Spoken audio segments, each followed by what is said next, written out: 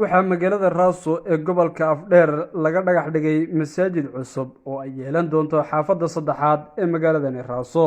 Munaasabadda dhagax dhigani ayaa waxaa ka soo qayb galay culamaa diinka iyo waxgaradka degmadani Raaso. ugu horreynba munaasabadda dhagax dhigga waxaa ka hadlay gudoomiyaha golaha arrimaha islaamka ee degmada Raaso Sheekh Axmed Saafi Sheekh Maxamed. العالمين ثم الصلاة والسلام على أشرف المرسلين سيدنا محمد وعلى آله وصحبه وسلم وبعد. walaalyaal sida aad aragtaan waxaan dhagax dhigaynaa masaajid xaafadda saddexaad macnaha degmada Raaso ku yaala welina aan magaciisii macnaha la soo diyaarinin marka waxaa sharafa in aan dhagax dhigno masaajidkii 17aad noqonaya macnaha magaalada Raaso.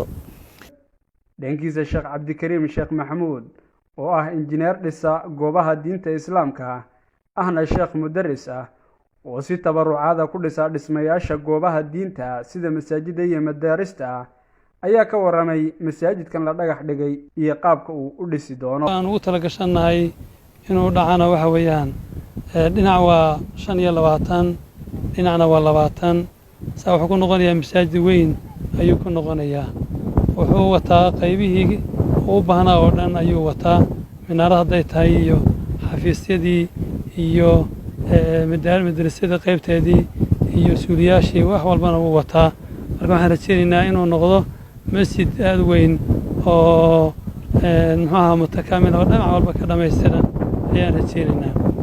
sidoo kale goobtan aan ku suganahay hadda waxaa laga dhagax dhigay maktabad ama masxaf guud kaasi oo la filayo guud ahaan inuu noqdo maktabadda ama masxafka ugu weyn geeska Afrika sida ay noo sheegeen culimadii dhagax dhigtay maktabadani. ilaa hadda maktabaddan ayaa waxay si ku meel gaar ah ugu shaqeysaa gudaha macadka Daarul Xadiid kaasi oo yeelan in ka badan 2,000 oo kitaab kuwaas oo isugu jira cilmiyada kala duwan ee diiniga ah. haddaba munaasabadii dhagax dhigga waxaa hadallo muhiim ah ka soo jeediyay Sheekh Maxamed Khaliil.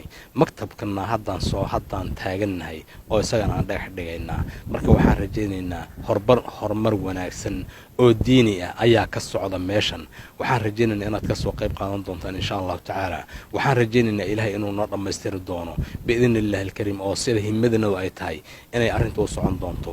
arrintu waa isku tashi ee wax dawladda ku lug leh ma jirto maskaxda waxay ka soo maaxanaysaa maskaxda culimada iyo dadweynaha ayay ka soo maaxanaysaa. soo ayaa sanadihii ugu dambeeyay ku tallaabsatay horumaro dhinacyo kala duwan balse waxa meesha ka maqan doorkii ay ku lahayd xukuumadda deegaanka Soomaalida iyo guud ahaan xukuumadda dalkan Itoobiya.